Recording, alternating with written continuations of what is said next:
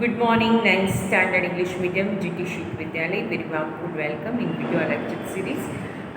આજે આપણે ગુજરાતી ભાષાની અંદર લેસન નંબર 7 નવસર્જનની માટે જેના રચનાકાર છે બાલમુકુંદ દવે એ કાવ્ય આપણે ભણશું.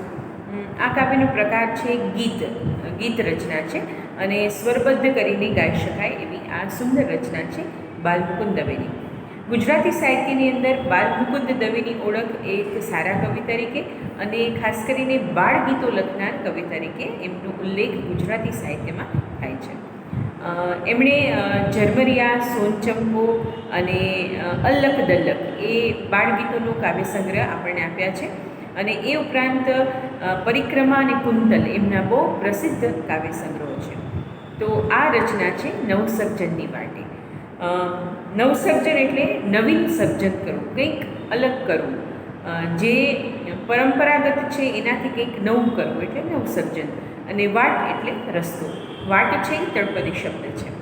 તો આપણે સૌએ એક નવા રસ્તા પર ચાલવાનું છે જ્યાં કંઈક નવું કરી અને દુનિયાને ભેટ આપવાની છે એવી વાત આ કાવ્યની અંદર છે.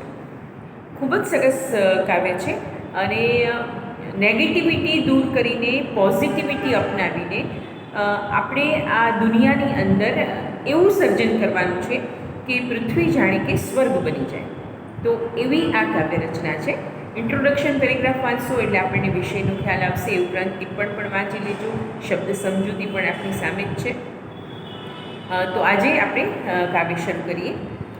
નવસર્જનની વાટે વિહરતા અમે પ્રગતિના પંથના પ્રવાસી, પૂર આશા ઉલ્લાસ ભરી ભમતા અમે નૂતન યુગના પ્રવાસી.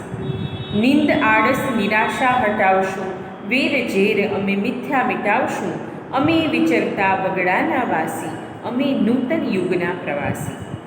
મોહમાયાના ફંદને ફગાવશું, જૂઠી કીર્તિના ભૂતને ભગાડશું, અજબ આશાના સ્વપ્ન સજાવશું, અમે પૃથ્વી પર સ્વર્ગને ઉતારશું. હવે રહેશો નહીં કોઈ ઉદાસી, અમે રંગીન ધરાના રહેવાસી, અમે નૂતન યુગના પ્રવાસી. એકદમ અલગ પ્રકારનું આ ગીત છે. અત્યાર સુધી કાવ્યોનું એક ફિક્સ વિષય વસ્તુ આમ તો દરેક કાવ્યમાં હોય છે, પણ એ ઘણી વખત વિષય વસ્તુમાં આટલું નાવીન્ય ભાગ્યે જ જોવા મળે છે. કવિની પોતીકી એક વિચારધારા છે, પોતાની એક આગવી શૈલી છે. તો નવસર્જનની વાટે કાવ્ય ખૂબ સુંદર શબ્દોનું પ્રયોજન કર્યું છે. એકદમ સરસ પ્રાસ મેળવીને આ કાવ્ય લખાયેલું છે. કલાત્મક કાવ્ય છે અને યાદ રાખવા જેવું કાવ્ય છે. આનંદ, ઉત્સાહ જેવા પોઝિટિવ વાઇબ્રેશન્સને ડિસ્ક્રાઇબ કરતું આ કાવ્ય છે. એટલે આજે આપણે આ કાવ્ય વાંચ્યું અને થોડા કાવ્યની સમજૂતી પંક્તિ પ્રમાણે મેળવી લઈએ. નવસર્જનની વાટે વિહરતા અમે પ્રગતિ પંથના પ્રવાસી. લેખક પોતાની જાતને, કવિ પોતાની જાતને પ્રગતિ પંથના પ્રવાસી કહે છે. માણસે પોતાના જીવન દરમિયાન હંમેશા પ્રગતિના પથ પર ચાલવું જોઈએ. ક્યાંય સ્ટોપ થઈ જવાનું નથી. જો તળાવનું પાણી બંધિયાર થઈ જાય તો એ પણ એની અંદર શેવાળ થઈ જાય છે, એની અંદર દુર્ગંધ આવવા માંડે છે. જ્યારે નદીનું પ્રવાહિત પાણી વહેતું હોય એ હંમેશા નિર્મળ રહે છે. એમ જે માણસ પોતાના જીવનમાં દરેક તબક્કે કંઈક નવું સર્જન કરવાની વિચારધારા સાથે ઉમંગ અને ઉત્સાહ સાથે જીવે ને એને લાઈફ એટલે કે જીવન બહુ આનંદપ્રદ લાગે છે. એને ક્યારેય કંટાળો નથી આવતો, એને ક્યારેય ડિપ્રેશન નથી આવતું, એને ક્યારેય એનો મૂડ સેડ નથી થતો. શું કામ? એનામાં સર્જનાત્મકતા છે. સર્જનાત્મકતાનું આ જ મહત્ત્વ છે. સર્જનાત્મકતા એટલે શું? તમને જેમ કે તમને ડ્રોઈંગ કરવું ગમે છે તો તમે અઠવાડિયે એક સરસ મજાનું ચિત્ર બનાવો, એ તમારી સર્જનાત્મકતા છે. ઘણાને લખવું ગમે છે તો તમે તમારી પોતાની અંગત ડાયરી લખો, એ પણ સર્જનાત્મકતા છે. તમે પોતાના વિચારોને વાર્તા રૂપે રજૂ કરો, એ પણ સર્જનાત્મકતા છે. કોઈ વળી કવિ ગઝલ અને શેર શાયરી લખી શકતા હોય તો એ પણ સર્જનાત્મકતા છે. કોઈને વળી વેસ્ટમાંથી બેસ્ટ બનાવવાનો આઈડિયા આવતો હોય એ સર્જનાત્મકતા છે. કશુંક નવું કરવાની મનની અંદર જે મૌલિક આખી ચર્ચા ચાલે છે, આખી મનની અંદર જે પ્રોસેસ ચાલે છે, એ નવા વિચારોની પ્રોસેસ એટલે નવસર્જન. એટલે અને એ નવસર્જન છે ને હંમેશા પ્રગતિકારક હોય છે, એ માણસને આગળ ને આગળ લઈ જાય છે. તો પ્રગતિ પંથના પ્રવાસી છે, ક્યાંય સ્ટીક થવાનો નથી, આગળ વધતું રહેવાનું છે. કોઈ એવો જીવનમાં કોઈ એવો પડાવ ન હોવો જોઈએ કે જ્યાં માણસ સ્ટીક થઈ જાય. એને એના ઉંમર, એના તબક્કા, સંજોગો, સમય અને સામે આવતી તક એ પ્રમાણે હંમેશા પ્રગતિના પ્રયાસો કરવા જોઈએ. તો કવિ અહીંયા પોતાને પ્રગતિ પંથના પ્રવાસી કહે છે. પંથ એટલે રસ્તો. ઉર આશા ઉલ્લાસ ભરી ભરતા અમે નૂતન યુગના પ્રવાસી. ઉર એટલે હૃદય, આશા એટલે જીવનની આશા, ઉલ્લાસ એટલે આનંદ, ભરી ભમતા, ભમવું એટલે ફરવું. અમે હૃદયની અંદર આનંદ, ઉત્સાહ, આશા વગેરે સદ્ગુણો ભરીને નૂતન યુગના પ્રવાસી છીએ. અમારે એક નવા યુગનું સર્જન કરવું છે, જેની અંદર આનંદ મુખ્ય છે, જેની અંદર ઉલ્લાસ એટલે આનંદ. કેવો આનંદ? સાત્વિક આનંદ, કુદરતી આનંદ માટે શબ્દ વપરાય છે ઉલ્લાસ. પછી કહે છે અમે કેટલાક દુર્ગુણો અમારામાં છે એ અમે દૂર કરશું. કેવા દુર્ગુણો છે? નીંદ, આળસ, નિરાશા. વધારે પડતું સૂવું એ પણ દુર્ગુણ છે, આળસ તો મોટો દુર્ગુણ છે, અને નિરાશા એ પણ દુર્ગુણ છે. આ ત્રણેય વસ્તુ છે ને માણસની આંતરિક દુશ્મન છે. ઘણીવાર એવું હોય કે દુશ્મન બહાર દેખાતો હોય ને, તો બહારનો દુશ્મન તો બહુ સારો, આપણને ખ્યાલ આવે કે આ બહાર સામે દુશ્મન છે, આપણે એનાથી એલર્ટ રહેવાનું છે. પણ અંદરના જે દુશ્મનો છે ને, અંદરના દુશ્મનો એટલે આપણા વ્યક્તિત્વમાં રહેલા દુર્ગુણો નામના દુશ્મનો છે ને, એ તો આપણને પેલા ઉદયની માફક આપણા વ્યક્તિત્વને કોરી ખાય છે. અને એમાં છે નિંદર. વધારે પડતી ઊંઘ પણ શરીરને સારી નહીં. હા, શરીરને આરામ આપવો જોઈએ. તમે બધા હજી ઉછળતા છોકરાઓ છો, તમે યુવાની તરફ જઈ રહ્યા છો. 8-9 કલાકની સારામાં સારી ઊંઘ તમારે કરવી જોઈએ, પણ આખો દિવસ ઊંઘી રહેવું એ પણ બરાબર નહીં. આળસ, આજ કરશું કાલ કરશું એ વહી જશે દાડા, એ પણ ન હોવું જોઈએ. આળસ છે એ પણ માણસનો મોટો દુશ્મન છે.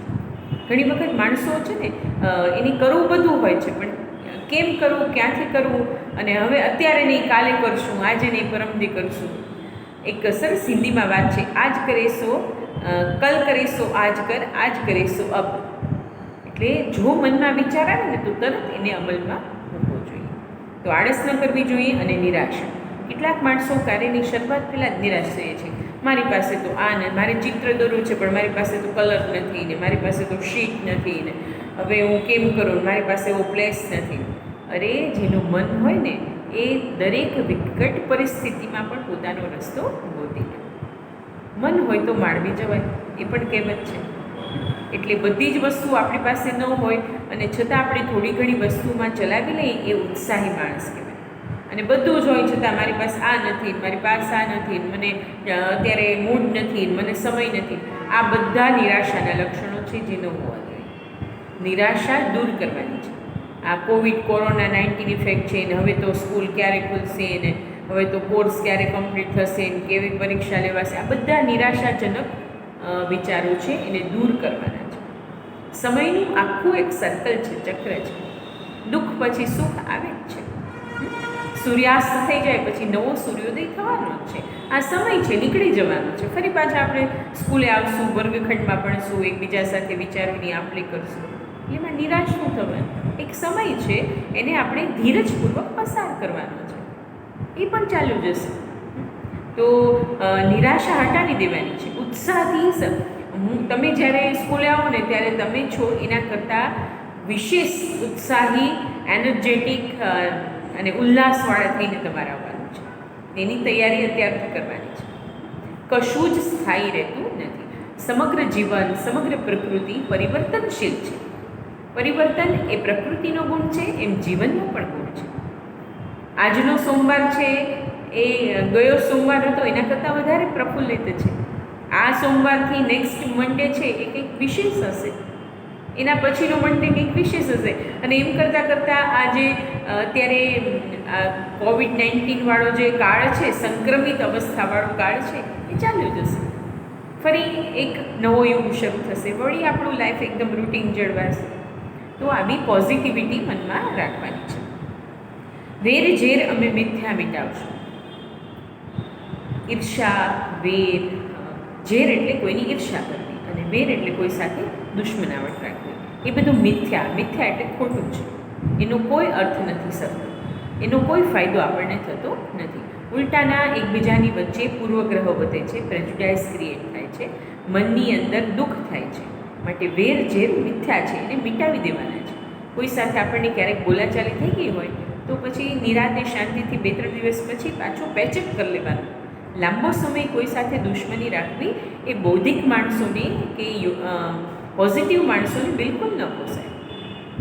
દુશ્મની તો છે ને એ એક એવો ખોટો બોજ છે જે આપણને આગળ વધવામાં નડતરરૂપ થાય છે. એટલે કોઈ સાથે દુશ્મનાવટ નહીં રાખવાની. બધા સાથે, હા, કોઈ સાથે આપણને ન બને તો એના રસ્તે, આપણે આપણા રસ્તે. પણ એના માટે મનમાં વેરઝેર રાખવું, બદલો લેવાની ભાવના રાખવી એ લિટરલ પર્સનને ન પોસાય. એ આપણા જેવા બૌદ્ધિક માણસોને, આપણા જેવા શિક્ષિત માણસોને આ દુર્ગુણ તો બિલકુલ ન પોસાય. બધા તરફ સારું રહેવું એ આપણી આદર્શ સ્થિતિ છે. છતાં કોઈ સાથે ન ફાવે તો ઇટ્સ ઓકે. પણ મનની અંદર વેર ઝેર અને ઈર્ષ્યાવૃત્તિ છે ને, એ નથી આપણને નિરાતે બેસવા દેતી કે નથી આપણને પ્રગતિ કરવા દેતી. એ આપણને જ નુકસાન કરે છે, એ ખુદને જ નડે છે. એટલે આવા નેગેટિવ ભાવો આપણા જીવનમાંથી દૂર થવા જોઈએ. હવે 2 પંક્તિઓ બાકી છે. ટાઈમ ડ્યુરેશન વિડીયોનો થઈ ગયો છે, એટલે નેક્સ્ટ વિડીયો લેક્ચરમાં હું 2 પંક્તિ આપની સાથે ડિટેલમાં ડિસ્કસ કરીશ અને સ્વાધ્યાયના પ્રશ્નોની ચર્ચા. તો નવસર્જનની વાટિકાવ્ય આપ 1-2 વખત વાંચી લેશો. ઇન્ટ્રોડક્શન પેરેગ્રાફ, શબ્દાર્થ અને ટિપ્પણ, અને કંઈક નવું કરવાની પ્રોસેસમાં ઇન્વોલ્વ થશો એવી અપેક્ષા છે. Take care yourself. આપ આપનું ખૂબ ધ્યાન રાખજો. અને નવસર્જનની વાટિકાવ્યમાંથી આજે આપણે આટલો મેસેજ રહી છે કે કોઈ પણ પરિસ્થિતિ કાયમી હોતી નથી. ફરી એક યુગ આવશે જેમાં આપણે સૌ ઉલ્લાસ અને ઉર્મી સાથે એકબીજાને મળશું. Okay guys, all the best. Take care yourself. Good bye. Have a nice day.